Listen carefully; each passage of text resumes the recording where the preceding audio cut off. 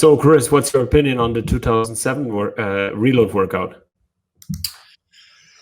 So that workout, what I would like to talk about is the 1500 meter row. But let's first explain what that workout was. It was a 1500 meter row, and then followed by 5 rounds of 10 bar muscle ups into 7 shoulder to overhead. And the men had a weight of 235 pounds, and the women had a weight of 145 pounds.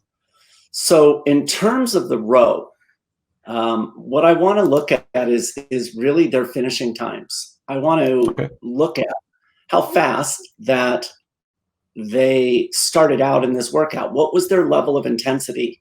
And I think that's important. I think that for all of us watching, how would you attack a opening 1500 meter row that is going to take them longer than 5 minutes, and knowing that this workout is going to take somewhere in the range of around 13 minutes in total time? What was that approach? And what I find appealing is that, you know, we had these athletes do 1,000 meter maximal effort back in September for phase 1 of the CrossFit Games. And we now can see those times, and we can look at those times and project with some decent accuracy what they should be able to do for a 1500 meter distance, as well as we can do a decent projection into what they can hold for a 2000 meter total distance maximal effort. And so if we take a look at the women, what we're going to notice is that, first of all, you look at their results back in September at their 1000 meters.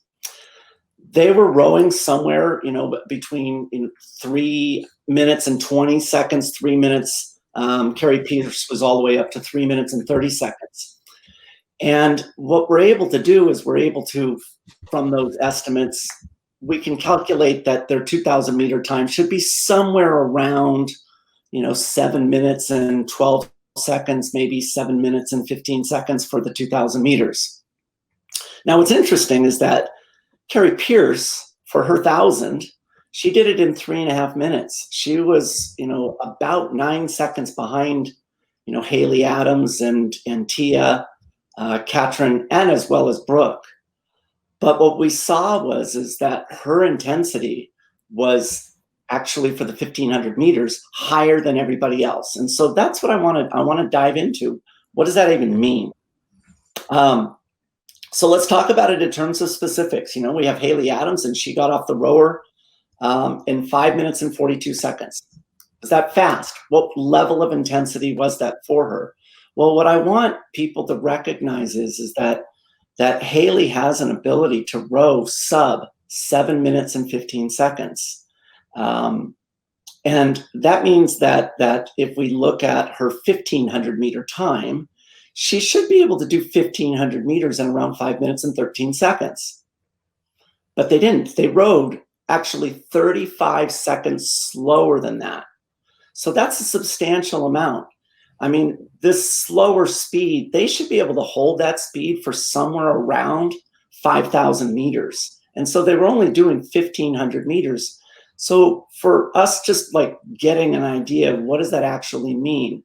That would mean that you're really rowing. If you take your 2K row and you're looking at that, we can guesstimate that you're somewhere going to be about a pace of 10 seconds per 500 meter pace slower than your maximal effort 2K. So imagine, you have your 2K pace, and then you go 10 seconds per 500 meters slower than that. That's a substantial amount. For me, that would be somewhere in that moderate intensity, meaning athletes should be able to hold on to this intensity for somewhere above 20 minutes. Now let's talk about Carrie Pierce. One of the things is that she came in with the slowest 1000 meter time. She was 9 seconds slower than the other 4 women. But Carrie Pierce, one of the things that she did is she went for it in this. She finished only a second behind Tia in this 1500 meters, meaning she was only 10 seconds behind Haley, who was way out in front. But that means that Carrie Pierce, she actually attacked this thing much more aggressively. Matter of fact, her maximal effort projected time for 1,500 meters, in my opinion, is 5 minutes and 30 seconds, and she finished this in 5 minutes and 52 seconds. She only slowed down 22 seconds.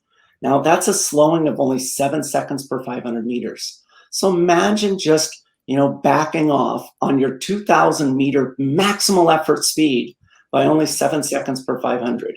That's what she hung on to going into that 5 rounds of muscle ups and shoulder to overhead. That to me was impressive. That was an athlete that, she went for it. She attacked and she established her position early. Now the question is how did that actually pay off for her in the end? And for the people watching, just look at the finishing results and see what damage that did. So on the men's side to me was interesting because I was curious on what was their strategy relative to the women. Who actually had a more aggressive strategy in that row? Did the men take it out faster or did the women take it out faster? And the results showed that the men went substantially slower in their row relative to their maximal effort. They actually picked a speed for their 1,500 meters that was 43 to 44 seconds slower in total time than they actually could have gone. So imagine slowing down 15 seconds per 500 meter pace off of your 2K maximal effort time. So that is a massive difference. This isn't even considered difficult for these athletes. I find it actually surprising that no one was more aggressive on the men's side during the row. It shows to me that the men felt that the weight of the shoulder to overhead causes them some concern, much greater concern than for the women. So these men, for the speed that they held, just for reference point, they all should have been able to hold that speed, that pace, for about 8,000 meters. So the women, in contrast, their speed that they picked, the most that they could have hung on to would be about between 4,000 and 5,000 meters. Much, much more aggressive. And so for us watching at home, looking at a 13-minute time domain and knowing that the row would represent about a third to 40% of the total workout time, I was impressed at the way in which they strategized. They took a much more conservative approach and they focused on their own relative intensity. Except for the men, I was a little surprised. I've got to say, they were more conservative and that nobody was willing to take a risk. And I think that was because this was the first event and people were nervous. And rightfully so, because we had 3 athletes in the men's field that, were making a really big appearance in a really big show.